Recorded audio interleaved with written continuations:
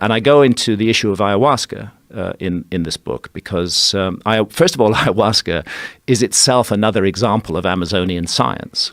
As you and I and many of the listeners and viewers know, the active ingredient of ayahuasca is DMT, dimethyltryptamine. But dimethyltryptamine is not normally accessible through the gut. We have to smoke it or vape it to get that rocket ship to the other side of reality. And the journey lasts, 10, 12 minutes, not much more than that, and sometimes quite a lot less. What ayahuasca does is it makes DMT available through the gut. The reason it's not available through the gut is because of an enzyme in the gut called monoamine oxidase. And that switches off DMT on contact. The ayahuasca vine, which is one of the two ingredients of the ayahuasca brew, the other ingredient is leaves that contain DMT.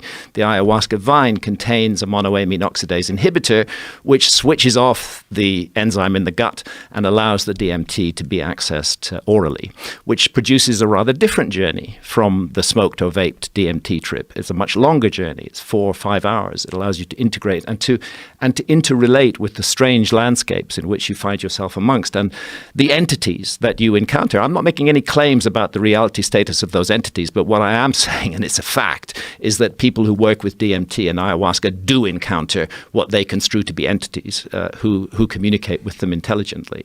So somebody in the Amazon, out of 150,000 different species of plants and trees, selected 2 that are not psychoactive on their own, but when put together, create an extraordinary visionary brew.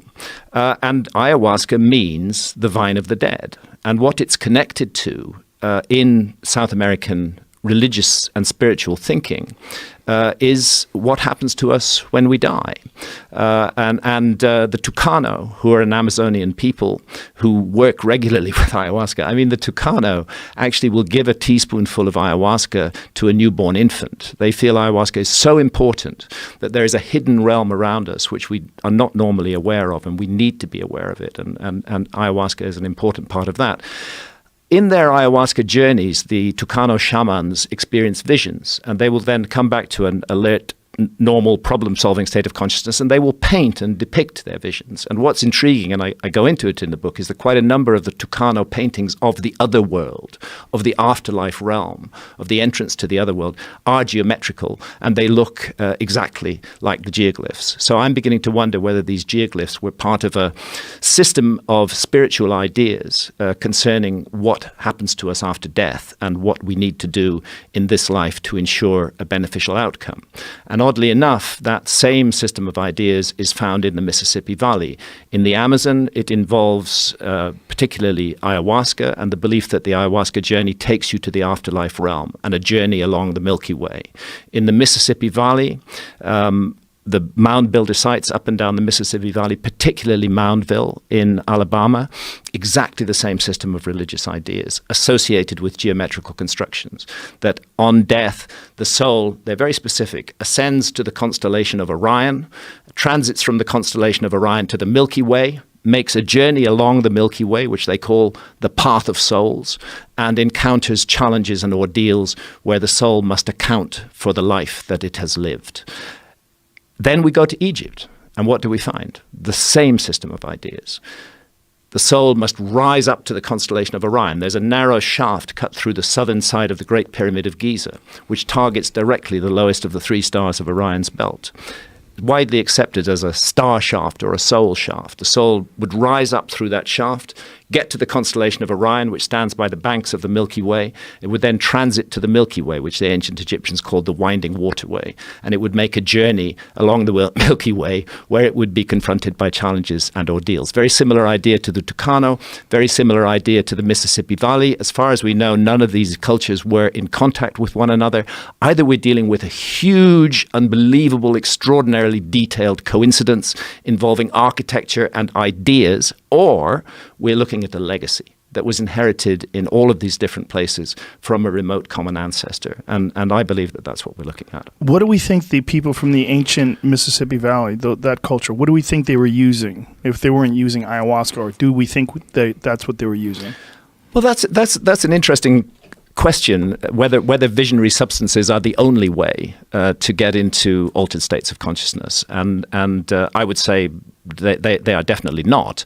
Of course, there are visionary substances which are used in Native American vision quests. I've had the privilege of peyote ceremony with the Native American church. I've never done that. What is that like? I loved it, actually. I thought it was amazing. It doesn't overpower you in the way that DMT or ayahuasca does. It's much gentler. It's much more.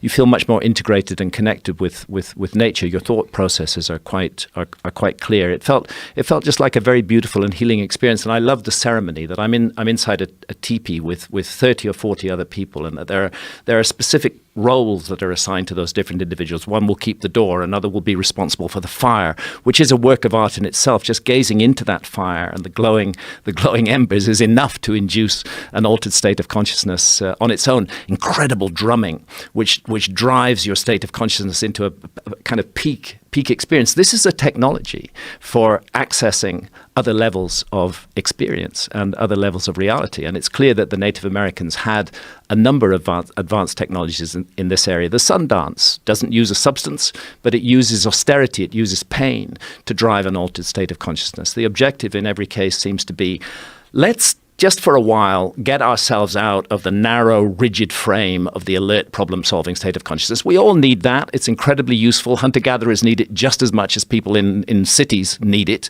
But it's not the only state of consciousness available to human beings. And maybe that's one of the big mistakes that we're making in our culture, and was not made in shamanistic societies. That is a really interesting breakdown. That maybe that is one of the big mistakes we're making in our culture. When people point to the problems that we have in this country, one of the problems we have is our inability to connect with each other, or to recognize that we're all sharing this space and time together, and instead wanting to uphold our own religious or ideological ideas as being the only one way to get going, the only one way to get through. And one of the things that I've found with these psychedelic experiences, it really makes ideologies seem, if not preposterous, at the very least insignificant in comparison to human experiences. Absolutely. The experience of camaraderie and friendship and love. You realize, like, oh, this is what's important. This is what it's really about. Yes, not enforcing your ideas or pushing them on other people and forcing people to behave the way you behave, but instead love.